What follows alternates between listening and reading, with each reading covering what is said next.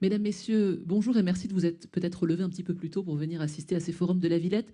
Franchement, vous avez bien fait, puisque nous parlerons aujourd'hui de pollution chimique, la santé en jeu.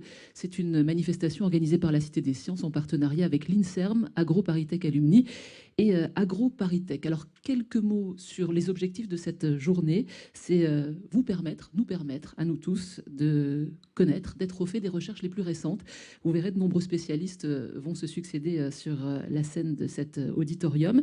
Le sujet, vous l'aurez compris, les polluants chimiques. Alors nous parlerons à la fois des polluants de l'air et des perturbateurs endocriniens. Le but étant bien sûr d'être au courant de leurs mécanismes, des effets sur la santé. Et puis de comprendre, ce sera plutôt cet après-midi, comment nous sommes mis au courant, comment nous sommes alertés et comment la réglementation se construit pour nous protéger. Des tables rondes, il y en aura 3 aujourd'hui, avec des toxicologues, des épidémiologistes, des représentants d'agences sanitaires cet après-midi, des lanceurs d'alerte, des décideurs politiques et bien sûr vous, puisque c'est interactif.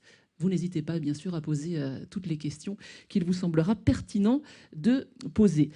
C'est un vaste sujet, c'est une gageure de penser qu'en une journée, nous pouvons circoncire cette question. En tout cas, on va essayer d'en savoir le plus possible. Nous n'aborderons pas les quelques 100 000 molécules de synthèse qui peuvent avoir des effets sur la santé, bien évidemment, mais nous parlerons de quelques-unes. Pour démarrer, en guise de mise en bouche, de remise à niveau, je vous propose d'accueillir Robert Barouki et Valérie Kamel. Je vais leur demander de venir me rejoindre.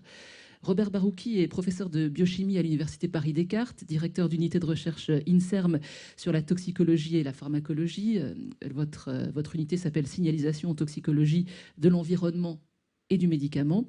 Vous êtes directeur de service à l'hôpital Necker Enfants Malades et vous allez nous parler de l'exposome. Peut-être avez-vous déjà entendu ce mot, qui est relativement nouveau, une dizaine d'années. C'est le pendant du génome. Alors, je fais peut-être un raccourci, mais vous nous expliquerez tout cela dans un instant. C'est l'ensemble des expositions qu'un individu, que nous, subissons au cours de notre vie. Et puis, Valérie Kamel, qui est professeure de chimie analytique à AgroParisTech. Vous êtes responsable de la formation Métatox. On en reparlera de cette formation parce que cet après-midi, 3 étudiantes de 3e année qui sont dans la salle viendront nous exposer la façon dont on peut se prémunir de ces risques de pollution. Vous travaillez sur les contaminants dans les aliments et vous compléterez les propos de Robert Barouki sur les méthodes d'analyse et les mesures analytiques. Je vous laisse tous deux nous expliquer tout cela.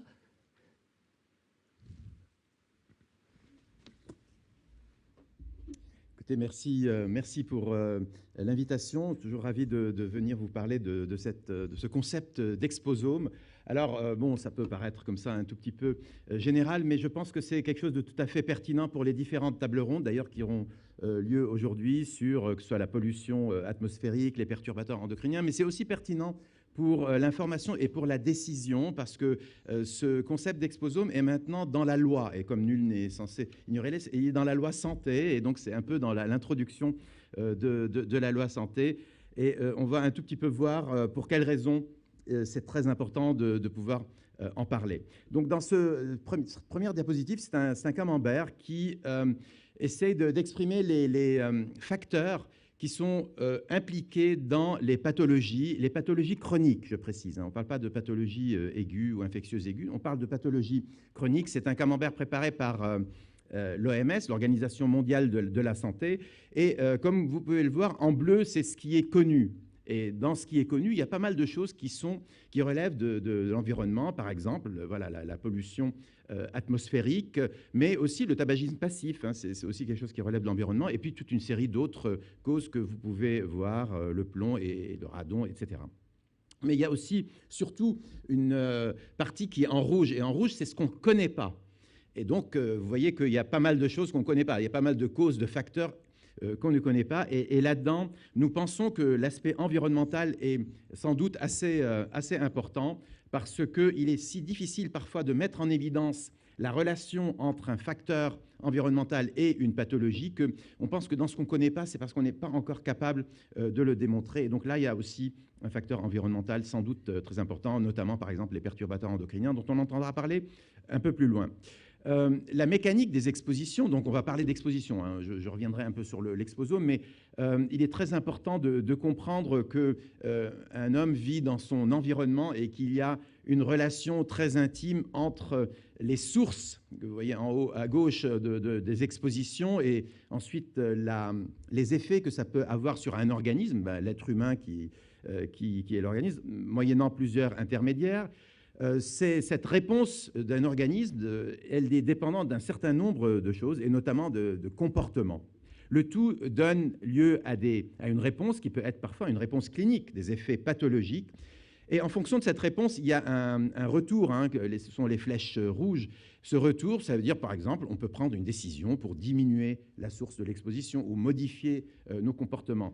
Le message est simple, il y a une interaction continue, permanente, entre ce qui se passe dans notre environnement, les écosystèmes, et ce qui se passe au niveau de la santé humaine. Donc il n'est pas question de séparer les problématiques de santé humaine de ce qui se passe dans l'environnement. C'est complètement intriqué et il faut voir ça d'une manière assez globale. C'est ce qu'on appelle le concept One Health, une seule santé pour l'homme et pour son environnement. Donc gardons ça en tête et ne séparons pas trop les choses. Et essayons d'avoir une vision intégrée. Et justement, cette vision intégrée, elle est illustrée par le concept de l'exposome. Alors, qu'est-ce que c'est que l'exposome? On va faire un peu d'historique. C'est Chris Wilde qui est le directeur du Centre international de recherche sur le cancer à Lyon. C'est un centre de l'OMS, donc international, qui s'intéresse aux causes des cancers, qui a senti la nécessité de développer un concept qui est le concept d'exposome. Donc, dans l'introduction, on a dit que c'était le pendant du génome. Et vous savez que dans le domaine du cancer,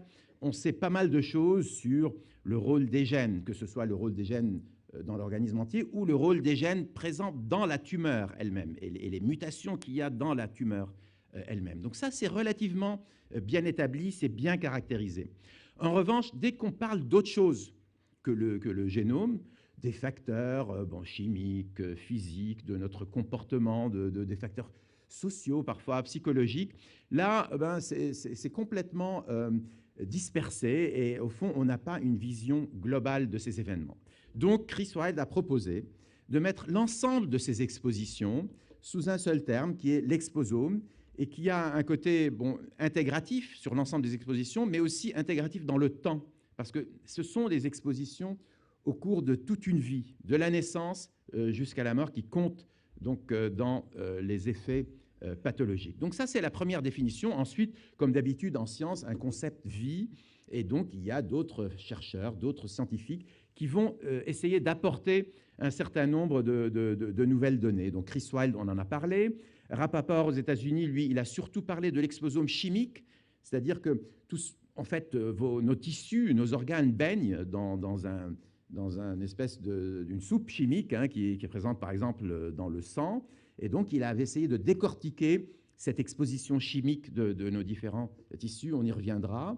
Des épidémiologistes ont intégré cette notion qu'il faut avoir une vision assez large des expositions, pas uniquement l'aspect chimique ou l'aspect physique, mais aussi les expositions, notre situation socio-économique, nos stress psychologiques. Tout ceci doit entrer. Et puis Miller a rajouté le côté cumulatif, qu'il peut y avoir une addition, parfois peut-être plus, entre ces différents facteurs qui conduisent à ces phénomènes pathologiques. Et enfin, c'est un peu ce que je vous ai dit tout à l'heure, il ne faut pas oublier l'environnement. L'exposome, c'est la relation entre les populations humaines et l'environnement, et donc il faut intégrer tout cela. Donc c'est un concept par définition multidimensionnel, et donc juste une petite introduction sur les pathologies et la complexité des expositions et des pathologies. Il peut y avoir traditionnellement, historiquement, des situations relativement simples, mais même pour des situations relativement simples, on met un temps considérable à en avoir conscience et à prendre des décisions. Prenons l'exemple de l'amiante. Un seul facteur, l'amiante. Principalement une conséquence pathologique, mais pas uniquement. Enfin, il y a beaucoup plus que ça. Le mésothéliome, c'est un cancer des plèvres dans les poumons. Donc, cette relation a été, bien entendu, établie. Elle est un facteur, un effet. Bon, on sait maintenant c'est plus compliqué que ça, mais à cette époque-là, c'était quand même quelque chose de relativement simple. De nos jours, la situation est beaucoup plus complexe. Ce que vous voyez à gauche, c'est la multiplicité des facteurs. Et s'il y a tout plein de points, c'est en particulier parce qu'il y a des dizaines de milliers de produits chimiques qui peuvent être impliqués. Mais il n'y a pas que les produits chimiques, on l'a dit, hein, il y a les aspects physiques, la situation socio-économique, etc. Et puis côté droite, donc les effets sur la santé, maintenant, on ne parle pas de cancer. On parle de cancer pour un organe donné, mais on ne parle pas de cancer du sein parce qu'il y a différents types de cancer du sein qui sont très différenciés. Donc, même la pathologie, ce n'est plus quelque chose d'aussi simple que ça. On a séparé ces pathologies très fréquentes, comme les cancers, en une multitude de pathologies plus rares, mais qui sont bien caractérisées sur le plan génétique ou d'autres aspects. Donc, on est dans une situation complexe, à la fois sur le plan des expositions, mais à la fois sur le plan des conséquences pathologiques de ces expositions. Donc ça, c'est le côté multidimensionnel global de l'exposome. Il y a une autre dimension qui est la dimension temps, qui est fondamentale. Ce qui nous concerne aujourd'hui, la pathologie qu'on peut avoir à un moment T aujourd'hui, est en fait due à des causes, à des expositions qu'on a peut-être eues au cours de notre vie. Peut-être pendant que nous étions un fœtus dans le ventre de notre mère, ou dans la petite enfance, peut-être même avant, ce n'est pas totalement exclu. Donc, cette dimension de temps sur laquelle on va revenir est tout à fait fondamentale et doit être intégrée. Donc, ça rajoute un tout petit peu à la complexité, mais ce n'est pas parce que c'est complexe qu'il ne faut pas y aller. C'est complexe, mais il faut essayer d'explorer, il faut essayer de mieux comprendre ces effets. Alors, explorer. Voilà, une notion aussi globale que l'ensemble des expositions vie entière. Il faut bien ensuite que je vous donne des moyens d'explorer ça. Et les moyens sont montrés ici de manière un tout petit peu complexe. Ce sont d'abord des moyens très globaux, le climat, par exemple. Et puis ensuite, on va essayer d'explorer au niveau des populations humaines, puis au niveau de l'individu. Puis ensuite, on va aller de manière beaucoup plus spécifique dans qu'est-ce qui se passe dans le sang, qu'est-ce qui se passe dans telle cellule. Donc, vous voyez, c'est une exploration qui est multidimensionnelle. Et je vais, par exemple, vous donner quelques illustrations. Ici, vous avez voilà, la situation géographique. Quand on connaît une personne qui vit à un endroit donné, ben on sait que si elle a vécu 20 ans pendant cet endroit, on peut reconstituer la météo qu'il y a eu, dans le climat qu'il y a eu, on peut reconstituer les épisodes de pollution, les catastrophes naturelles, etc., etc. Donc déjà, la localisation géographique donne un certain nombre d'informations actuelles, mais aussi dans le passé. Ensuite, on peut passer à une échelle beaucoup plus individuelle si on veut suivre un individu. Vous savez que maintenant, on a toute une série de détecteurs qu'on peut porter qui donnent des tas d'informations, évidemment, sur votre localisation, mais ça peut donner des informations sur les expositions chimiques que vous avez reçues, ça peut donner des informations sur votre état physiologique, vos battements cardiaques, etc., etc. Donc, nous sommes dans une période d'exploration assez fine au niveau de l'individu. Et puis ensuite, on peut évidemment faire des enquêtes plus traditionnelles. Bon, on peut savoir qu'est-ce que vous mangez, qu'est-ce que vous avez mangé, où est-ce que vous avez vécu, quel a été votre statut professionnel, est-ce que vous avez subi des expositions pendant votre activité professionnelle. Et on peut aller beaucoup, beaucoup plus loin et puis explorer à quoi vous êtes exposé à la maison. Par exemple, vous savez que si on prend un peu de poussière dans la maison, eh bien, sur cette poussière, on peut détecter des dizaines de milliers de molécules chimiques qui sont un peu le reflet de ce à quoi vous êtes exposé. Donc, vous allez bientôt aller chez un médecin, lui amener un peu de poussière, il va faire cette analyse et peut-être que ça lui permettra d'explorer un tout petit peu mieux. Ici, c'est une exploration de notre fertilité. Ce qui est représenté à gauche, ce sont des spermatozoïdes donc, qui apparaissent normaux. Et comme ça doit être un médecin anglais, les spermatozoïdes qui ne sont pas tout à fait normaux ont un aspect de grenouille, et donc je pense que c'est voilà, une petite astuce sur la manière dont les Anglais voient les problèmes au niveau de la France. Bon, on peut aller beaucoup plus loin et prendre un peu de sang, prendre un peu de cheveux, enfin explorer tous les contaminants chimiques ou toute la réponse à ces contaminants chimiques de manière beaucoup plus moléculaire, beaucoup plus biochimique, qu'on peut faire au niveau de nos laboratoires. Je ne vais pas aller dans les détails parce que ça, c'est le sujet de l'exposé suivant sur tout ce qu'on est capable de faire en termes d'exploration extrêmement précise. Et si vous regardez le rectangle, si on explore, prenons le sang, pour faire simple, on peut, grâce à une approche qu'on appelle la métabolomique, analyser des dizaines peut-être de milliers de molécules qui sont présentes dans notre sang, qui ne représentent pas uniquement les molécules auxquelles nous sommes exposés, mais qui représentent nos molécules qui nous constituent, hein, donc les molécules endogènes qui nous constituent, qui représentent aussi toutes les molécules présentes dans les bactéries, hein, qui sont présentes en nous. Vous savez qu'on a beaucoup plus de cellules de bactéries que de cellules humaines en nous, et puis qui représentent bien sûr toutes les expositions alimentaires, chimiques, contaminants, etc. Donc ça, c'est un aspect qui va être un tout petit peu développé plus tard, mais simplement pour vous dire qu'on est capable de doser pas mal de choses. Il y a des choses qui sont relativement abondantes, faciles à doser, à droite, et il y a des choses beaucoup moins abondantes dans la ligne rouge, qui sont justement ces contaminants. Et là, il faut des méthodes tout à fait particulières. Et donc, pour explorer l'exposome, vous avez des grands projets européens, internationaux, américains, qui tentent de l'explorer. Et le principe de cette diapositive, donc c'est un grand projet auquel nous participons, c'est de vous dire que nous pouvons partir des expositions, analyser tout ce qui se passe au niveau biologique chez un être humain, et puis ensuite, à partir de là, en tirer des conséquences, d'une part sur l'individu et d'autre part sur la communauté. Donc avoir une vision très globale, très intégrée de ce qui se passe chez un homme.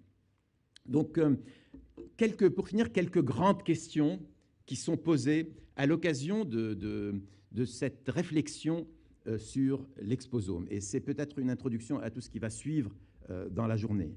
La première grande question, bien sûr, si on se restreint aux molécules chimiques, c'est que nous sommes entourés de beaucoup de molécules chimiques. Il y a une centaine de milliers de molécules qui sont à un taux suffisant pour qu'on s'y intéresse. Il y en a beaucoup plus dans les laboratoires des chimistes. Mais bon, voilà, 100 000 molécules.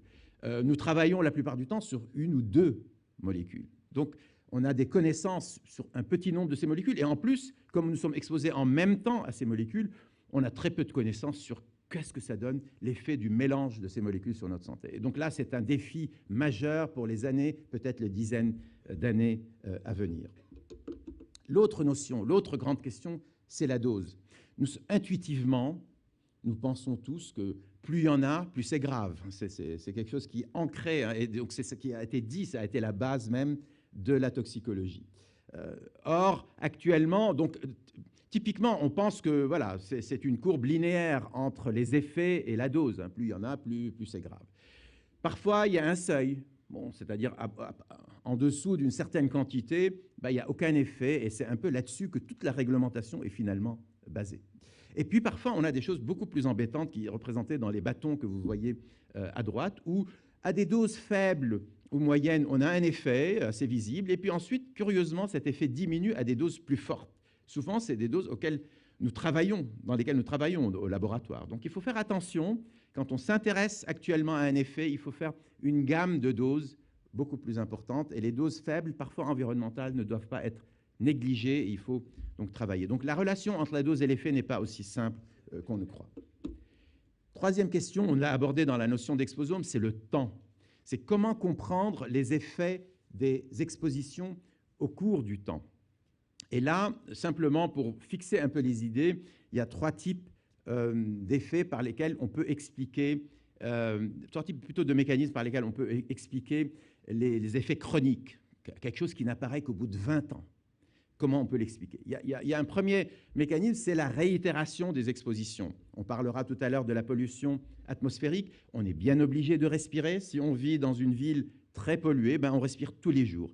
Tous les jours, on est exposé. La réitération, et là, l'effet ne se manifeste que beaucoup plus tard. Bon.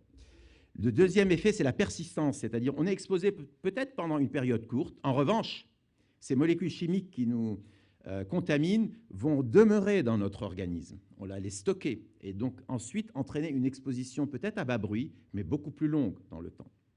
Et troisième mécanisme très important, c'est ce qu'on appelle la programmation.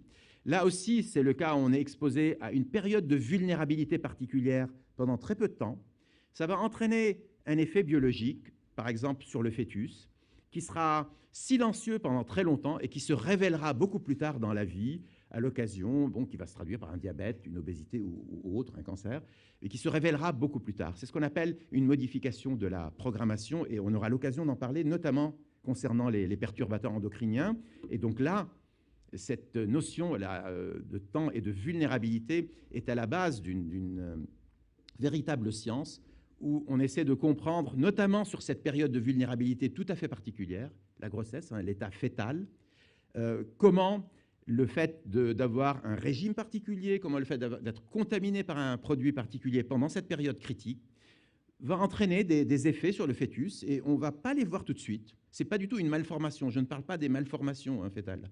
On ne va pas le voir. En revanche, beaucoup plus tard dans la vie, parfois à la puberté, parfois beaucoup plus tard, à l'âge adulte, on va révéler une pathologie qui sera due à cet effet qui remonte à beaucoup plus loin. L'exemple type, en termes, disons, de médicaments, c'est le Distilbène. Hein. C'est le Distilbène, des femmes enceintes qui avaient pris du Distilbène. On ne voit pas grand-chose au moment même. En revanche, beaucoup plus tard, les jeunes filles à 20 ans vont développer, par exemple, un cancer, ou les garçons vont avoir des anomalies dans l'appareil reproducteur. Donc, c'est quelque chose qui nous préoccupe beaucoup et qui est vraiment quelque chose qu'on appelle frontière en termes de recherche scientifique et qu'il faut absolument comprendre pour voir quels conseils ensuite donner aux femmes enceintes ou aux jeunes enfants. Voilà, j'en ai terminé dans cette présentation. Je fais un peu de publicité juste à la fin, et puis je pense que je vais passer la parole directement à Valérie Kamel.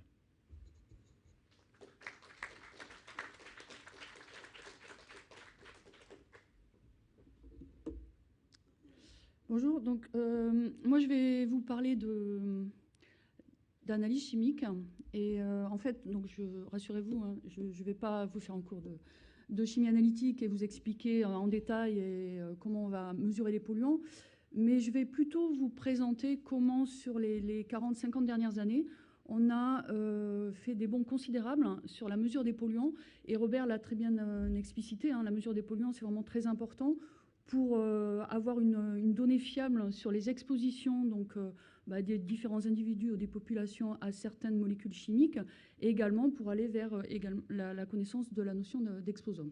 Donc on va voir qu'on a fait un bond, et on peut s'interroger quand même, on va voir quelques exemples sur est-ce qu'on n'est pas aussi en train d'aller vers un peu des outils démesurés par rapport aux besoins que l'on aurait sur la connaissance donc, de certaines concentrations de polluants.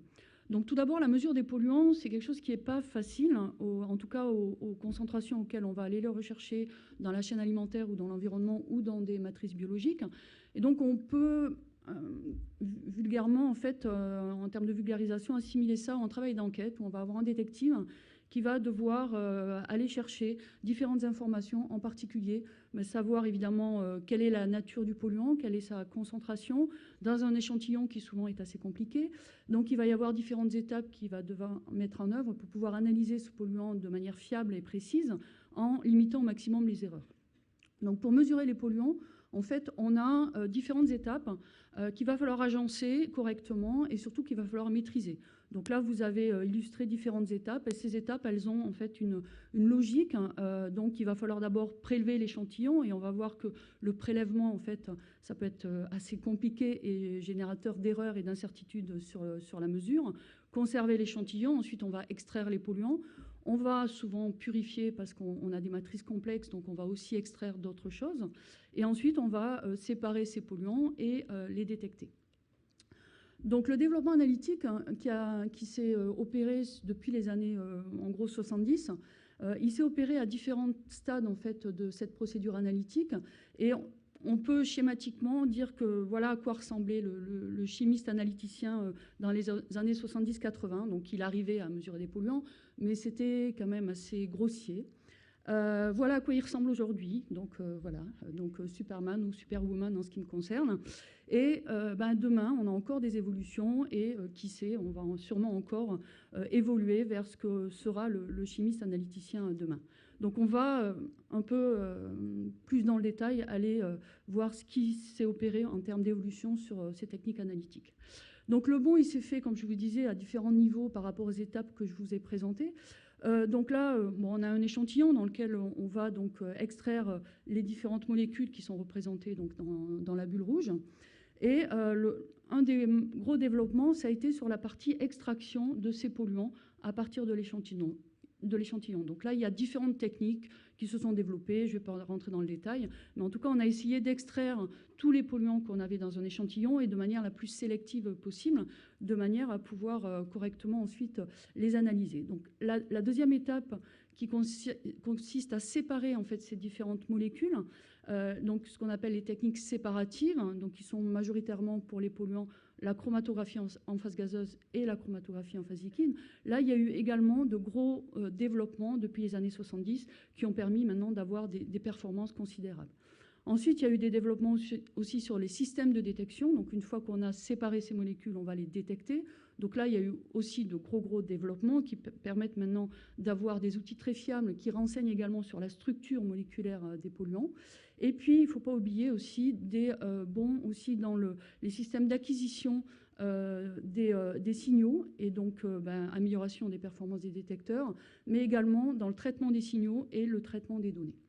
Et donc ça, c'est un pan aussi considérable, hein, tout ce qui est amélioration du traitement des données. Et maintenant, avec, on va le voir, l'exposome, on a des données considérables à traiter, beaucoup d'informations chimiques, et il faut arriver à retirer ensuite les interprétations correctes pour répondre aux questionnements biologiques que l'on se pose.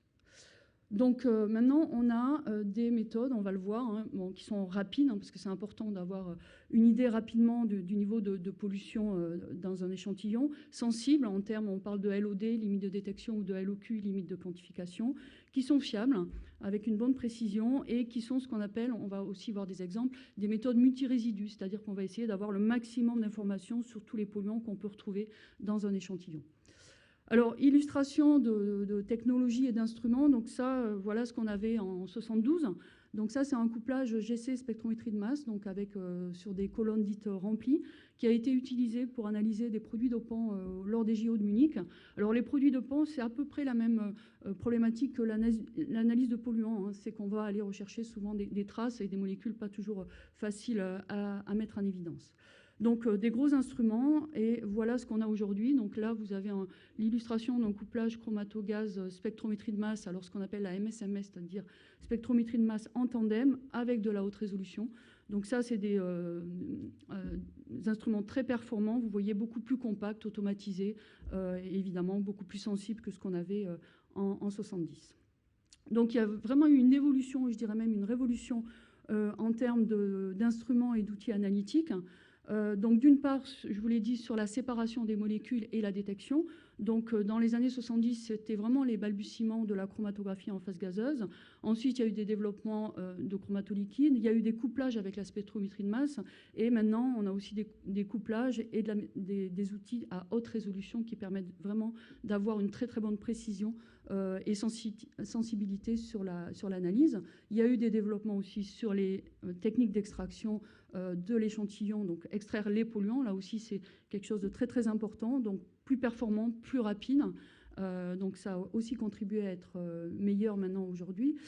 Et on a aussi donc des développements sur le traitement du signal, le traitement des données. Ça aussi, c'est considérable, et c'est en fait les évolutions ont été de pair, hein, qui permet aujourd'hui d'avoir des instruments très puissants.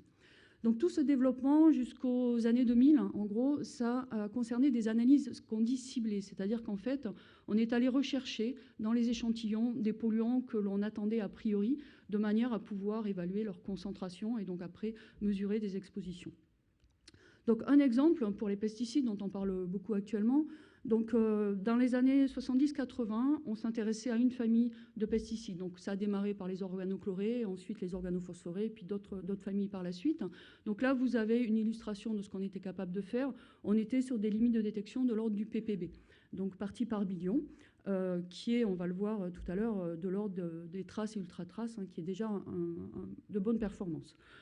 Depuis les années 90, donc années 90-2000, on est plutôt sur ce qu'on appelle donc des méthodes multirésidus. On va aller rechercher plusieurs familles de polluants et on va aussi aller rechercher des métabolites ou des produits de dégradation dans l'environnement. Donc maintenant, on a des méthodes qui permettent d'aller rechercher 30, 50, voire 300, vous voyez, molécules dans des matrices environnementales ou chaînes alimentaires ou biologiques, avec toujours des limites de détection de l'ordre de ce qu'on appelle le ppb, partie par billion, ou ppt, partie par trillion. Alors, cette sensibilité, ppm, ppb, ppt, hein, donc c'est illustré sur ce schéma-là. En fait, quand on s'intéresse à des polluants, on est en général sur ce qu'on appelle des traces ou des ultra-traces. Donc c'est de l'ordre du ppb, la partie par billion, voire en dessous, ppt, partie par trillion. Et ce qu'on est capable aujourd'hui de faire avec les méthodes d'analyse, c'est d'être de l'ordre du PPT, la partie par trillion. Et donc on est limité, hein, il y a un certain niveau qu'on n'arrive pas à détecter et qu'on n'arrive pas à quantifier. Donc même si on a fait beaucoup de progrès avec les instruments aujourd'hui, on est encore sur des limites. Et donc on ne peut jamais dire zéro en analysant. On peut juste dire le polluant, soit il est présent, soit il est absent, mais s'il est présent, c'est à un niveau inférieur à cette concentration. Alors concrètement, qu'est-ce que ça veut dire ppm, ppb, ppt? Parce que ça, c'est du jargon un peu de chimiste. Mais pour que ça vous parle et que vous puissiez un peu évaluer la difficulté analytique et ce que ça représente aussi en termes de prélèvement de l'échantillon, imaginez une piscine olympique. Donc ceux qui fréquentent les piscines vont tout de suite voir de quoi je parle. Donc une piscine olympique, c'est une piscine de 50 mètres de long avec 8 lignes d'eau et ça fait un volume de 3000 m3. Alors, le ppm, ça correspond à un volume équivalent à une grosse bouilloire, donc 3 litres de polluant, que vous allez mettre dans cette piscine olympique. Donc ça va correspondre, si vous agitez bien la piscine, à une concentration de polluant de 1 ppm, une partie par million. Le ppb, c'est 1000 fois moins, donc vous imaginez le contenu d'une cuillère à café que vous allez mettre dans cette piscine olympique et vous allez agiter la piscine. Ensuite, vous allez mesurer ce que vous avez et vous aurez 1 ppb. Donc déjà, vous voyez que il va falloir bien agiter la piscine avant de prélever pour avoir vraiment une bonne idée de la concentration du polluant. Sinon, on peut avoir des problèmes d'hétérogénéité. Et le PPT, vous imaginez une goutte de liquide, donc une goutte de polluant que vous allez mettre dedans, et ça va correspondre à peu près à une quinzaine de parties par trillion PPT. Voilà, donc ça, je pense que vous mesurez bien que c'est difficile à aller rechercher, que c'est vraiment des fifrelins qu'on va aller voir en général, et qu'il faut vraiment que l'échantillon au départ soit relativement homogène, sinon ça va complexifier la prise d'échantillon.